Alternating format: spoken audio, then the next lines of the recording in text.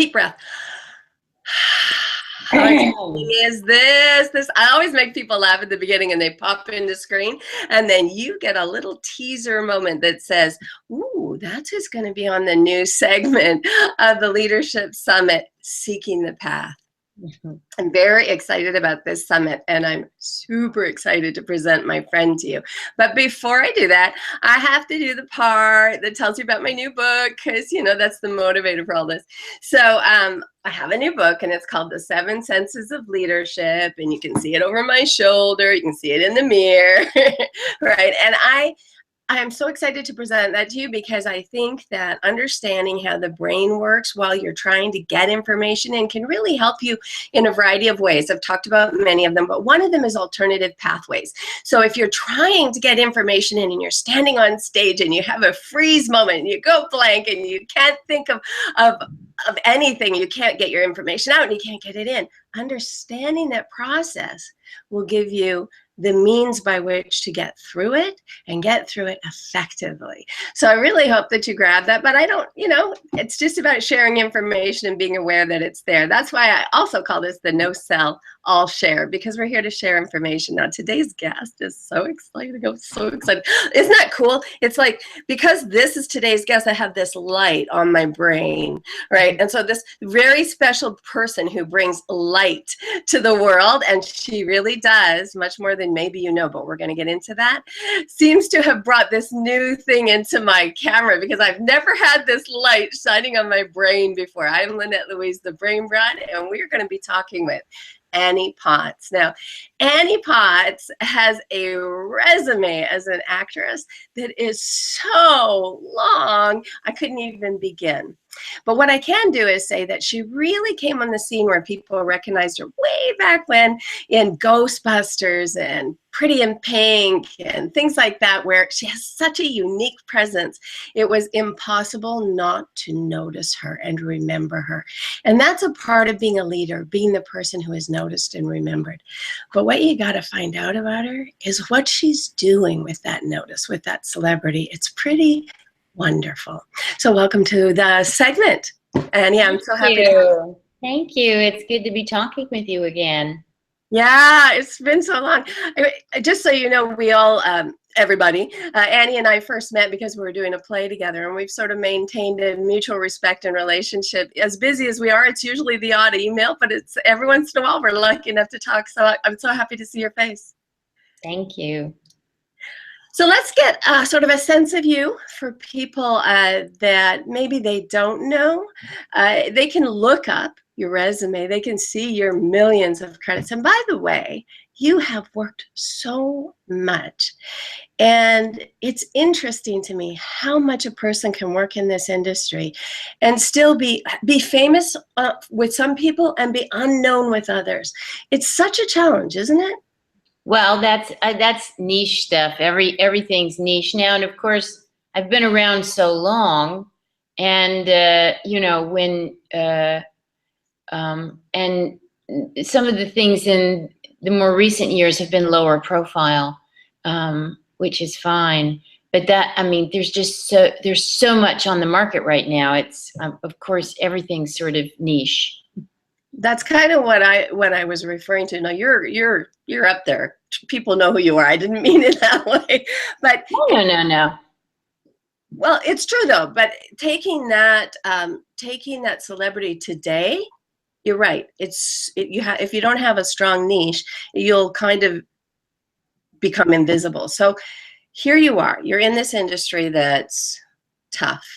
And way back when I was trying to be an actress and I got in all these B movies in Canada and, you know, got my own little TV show and stuff, I couldn't handle the constant look for work. Now, leaders are always looking for getting their message out, connecting with people.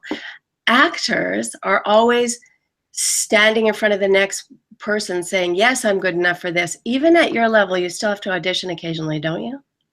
Oh yes, more and more now. I mean, that business has changed quite a bit, and you know, no one likes to do that. Although I came up in the theater, so I always felt like it was a good thing to audition and win it on your own. I kind of somebody just gave me a job, it was like, really? You would just give somebody? You don't want to sit in the room with them and know who they are, really? So I don't mind doing that. I really don't. And now I'm trying to build on the work that I've already done in New York. I never really wanted to do anything but be on stage. So and now that my children are grown up, I'm more free to do that life. So I'm trying to rebuild my resume in New York, and it's tricky. Oh, but I started with a bang there a few years back, having a Broadway play that was really well received, right? Yeah. So now I don't want to say the name of it wrong. It was Gods of Carnage. Yes, I made my Broadway debut at 56 in God of Carnage, and then 2 years ago I was doing a musical called Pippin. I took over for Andrea Martin, who had won the Tony for the role. And so I love that work. It's very hard to come by, though. So okay, so here's the thing: the resilience of you. It's just amazing to me, and I'm bringing it up on the audition process because I didn't have the resilience, because I found it really hard on my ego and decided to make my own projects. I'll do my own movie. I'll direct, I'll produce, I'll write. I don't want to audition. So let's just go into that a little deeper, because the people that are paying attention to this, they're often stopped by that moment that says, oh, I'm going to have to reach out and prove myself again. I'm going to have to reach out and prove myself again. And if I'm doing good work, that work ends and I have to reach out and prove myself again. I can't think of a more apt person to talk to than a longstanding actor or actress that has had to do that over and over again. So where did your resilience come from? And how did you deal with that kind of possible rejection? Through hardship. I mean, how do we learn anything? We learn more from, how we fail in the universe than our successes. So I learned through hardship. I mean, I really do think that people's that old phrase, test your mettle. I mean, it's just to see if you've been that steel has been forged. There's no joke about that. It has to be, put in the oven and just baked to it. It almost breaks or sometimes bends, and so I would say that came through hardship. Just as I was starting out in my life, I was in a really terrible car accident, and drunk drivers hit me head on, and I broke every bone in my body below my waist but one, and I had to recover from that. And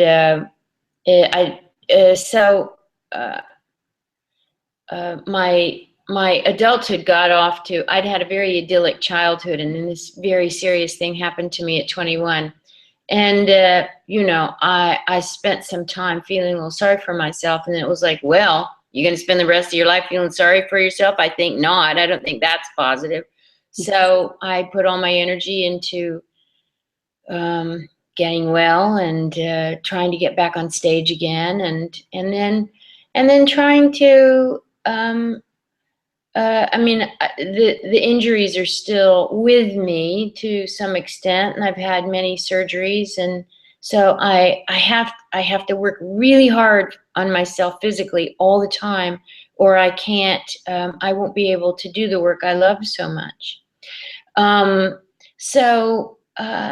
It's all been it's a trial. Life is a trial, isn't it? And you have to look forward to the trial of it. It's like, well, this is just the way it is.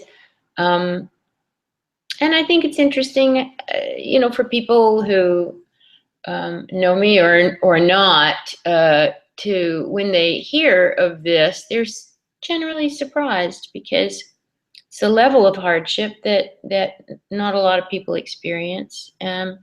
But you know, they say you don't get anything thrown at you that you can't handle. So I always try to keep that in mind. And it's, you know, it made me, it made my mettle. And it also helped me be more empathetic, sympathetic, compassionate with others. And two of my children had learning differences. And so I got very involved in that world. That's how we met, of course. And that has gone on. You know, one of my children was an ADD, ADHD kid, and he was super bright, but couldn't find a place to really educate him to his abilities. And my other kid couldn't learn. He was a delayed reader. That boy is now a junior in college, and his major is English, poetry. And then 3 years ago, I met a little boy on the beach on the island where we have been vacationing for many years, who had no language at 8.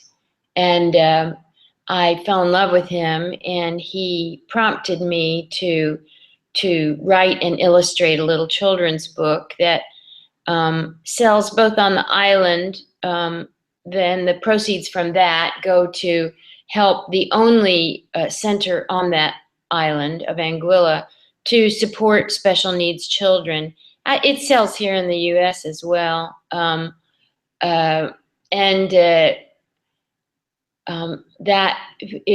was 3 years ago when I met him, and I'm very happy to say that through the sort of promptings and loving him that the book helped create around him, that his mother is moving with him tomorrow to London, where we hope that he can finally get a diagnosis, which he's never had, and have proper treatment so that he can get language and have a fuller life than he might have had. So I'm so old now that all the happenings in my life are kind of strung out like a Christmas tree strand, and you get how all of it made sense, from my own happy childhood to experiencing hardships, and folding that over and learning as I had to save myself, how to help others deal with their issues too. So it's been an interesting life. And it's such a beautiful thing to take.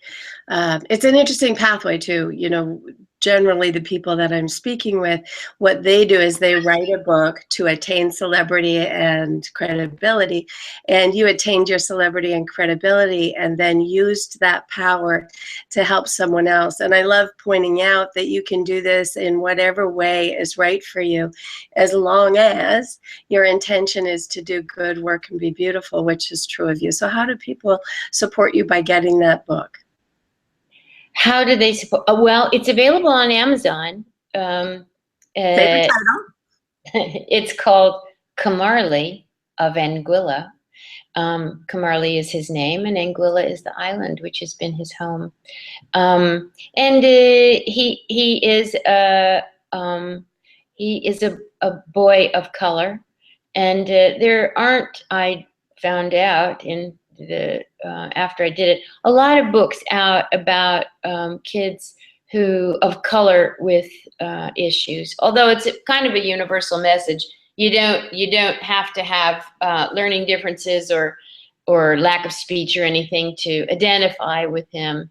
He's a beautiful, sweet boy, much loved by his family, who is poor, and but the mother is a single mother, very brave. We've had a GoFundMe campaign running, And if you would like to donate, the family still needs funds, as his brave mother is going to England with no job at all and not even a place to live, but with her 2 children.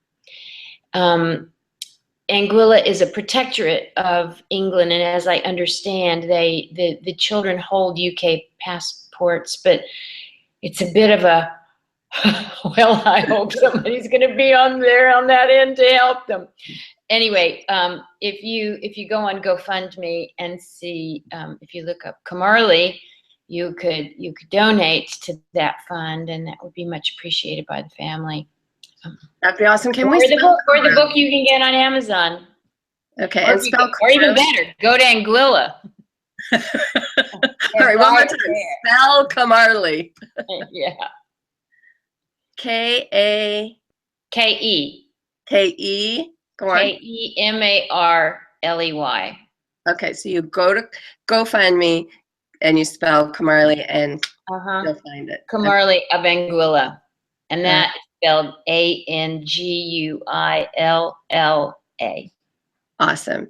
All right, so I have 3 questions I ask everybody, but before I ask those 3 and say goodbye to you, and thank you, much love, I really appreciate you being on today, and I hope lots of people help your cause. Before I do that, I have to ask you, what was it like to have Ghostbusters? I know they're all wondering, so I have to ask what everyone's wondering, you know, the elephant in the room. So what was it like to have Ghostbusters come out again and do like a little cameo?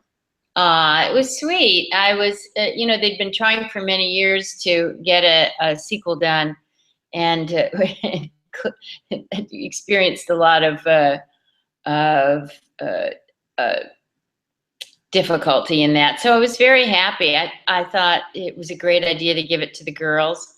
And I think that was very helpful to for empowering young women and little girls. There were lots of photographs in the fan lines outside the theaters where the girls were, and you could see the little girls in their whole Ghostbuster outfit. You know, it's with the packs on. It's like, yeah, I'm capable too, because of course mostly they hand that to the boys. Yeah. So it was very sweet to be a part of it. Was it good to see everyone? Or was it like that thing where you don't actually see everyone because you're all in different moments? But we did all gather together and did a Jimmy Fallon, which was hilariously funny and fun. Good, good. Well, how great. Okay, here's the 3 questions. What's your definition of leadership is 1? My definition of leadership.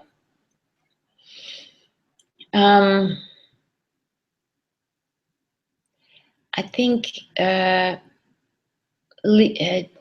don't know how else to do leadership but by example. About how you live your life and activate your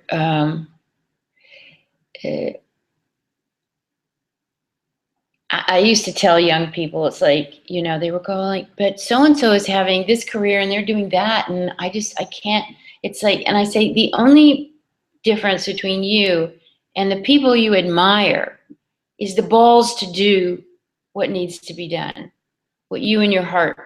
It's the only difference between you and the people you aspire to be and admire. So I think, you know, and for my own part, it's like, I'm very proud of the little book that I did for Kamali. It meant a lot to me, and I saw that it meant a lot to him. But I can't say that I struck out to do a noble thing. I think when you're doing the right thing, it pulls you along like you're just on the rocket train then. I mean, I started drawing the little pictures, and I did it on my iPhone because he made such an impression on me, and he was so beautiful. The image of him with his very dark skin against the white sand and the turquoise of the ocean, that I couldn't, the image was just, talk about brain, it was just here on my brain, I couldn't see anything but that. And so I found a little doodle app on my iPad, and I started drawing that with my finger, and I couldn't stop. So I didn't mean to lead on that. My heart just led me and demanded that I do it. And I think that that's it's like I didn't have a choice, but every step of the way it felt right, you know. So Maybe I that's lead from the heart, I think. right. Every step of the way. Lead from the heart every step of the way. I like that. All right. Question 2. What's your definition of success? You know, I think I've met very few people in my long, colorful life who really felt like they were a success, even the most successful. It's like beautiful people. If you really have a heart to heart with people that you just go, oh my God, you're just so beautiful. And they don't really believe themselves to be that. So I think there's a restlessness. There's a restlessness to do more, do better, do gooder, do all of that. So I think the real measure of success is never resting on any measure of the success you've always had. Those to me are successful people. It's like, there's still more to do. Right. Even when we think we're out of it, we're out of options and out of ability, out of whatever, there's always more you can do. You may have answered the third question in that as well, but I'll give it to you just in case you want to add more. And that would be, given your definition of leadership and your definition of success, how would you describe the path for somebody, a young person saying to you, I don't know how to get started. Let's go ahead with your industry. Well, again, it would sort of be, the only difference between you and the people who are doing what you want to do is to dedicate yourself to doing that. It's like self-improvement. It's like you must work on it. You have to go to classes. You have to do all of those things. And it's, when your business is yourself, really. It's like, hey, love me. Aren't I funny? Aren't I pretty? Aren't I cute? Aren't I dramatic? It's, especially if you're getting the door closed in your face, sometimes you have to accept that answer too. It's like, wow, maybe I'm not, it's like you have to be, I think, brutally honest with yourself, do some real, meditate, soul searching, say, am I really? And, and your heart will answer you true on that. Yeah, I like that. It's that, it's hard for us to take feedback. It's hard for us to take those things unless we see it as, okay, that could be a bit of information for me to self-evaluate. So easy to say, oh, those auditioners, they had no vision, right? But it's like, what they say in 12-step meetings, which is that, take what's useful to you and leave the rest. But most people find that a lot of it is useful. It's like, yeah, okay, I heard that, and I'm going to try to apply it. You just, have to be courageously honest with yourself and vigorously honest. I love that. Okay. So, Annie, you've been wonderful. You look, as always, so friggin' beautiful. It's been great to see you again. Is there any last words you'd like to share with anyone before I say goodbye? Follow your heart, do good, and the life of abundance will open its door to you. Oh, that was lovely. I love that. All right, so I'm going to push stop broadcast, and we're going to